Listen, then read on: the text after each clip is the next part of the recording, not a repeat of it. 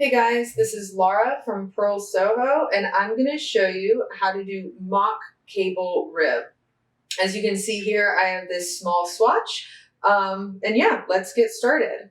So the first thing I'm going to do is take 2 knit stitches and then 2 purl stitches, and then the real fun begins. So here's my first knit and my second knit. Now I'm going to purl 2, so that's 1 and 2.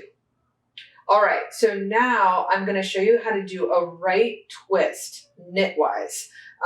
It's knitwise, we're working it from kind of the right side of the fabric here, and yeah, let's get started. So the first thing I'm going to do is use the tip of my right needle and insert it into the next 2 stitches as if to knit 2 together. And I'm actually going to do a step very similar to knitting 2 together. So wrap your yarn, pull your needle back through, but don't let those 2 stitches fall off the left needle.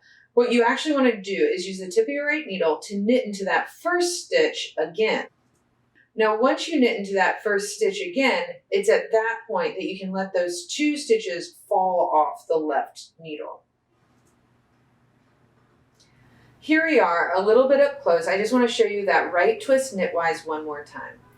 Insert your needle as if to knit 2 together. Let those stitches stay on the left needle in order to knit into that first stitch again. Now that you've knit into that first stitch again, now you can let those stitches fall off the left needle.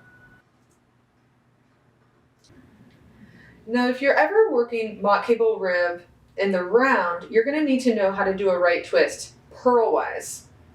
So this is a new swatch. I've worked all of these twists purlwise. You can see they look the same as right, knitwise, but done in a different fashion. Let me show you how. First, I'm going to take 2 knit stitches, and now let's get into a right twist purlwise. So since I'm working purlwise, I'm going to bring my yarn to the front. Next, I'm going to insert my right needle into the second stitch on my left needle to purl it. Then I'm going to insert my needle into both the first and second stitch on my left needle, and I'm going to purl those 2 stitches together. Once I do that, then I can let those stitches fall from the left needle. Here we are, guys, zoomed in, and I just want to show you how to do that right twist purlwise one more time. So I'm going to purl into the second stitch on my left needle.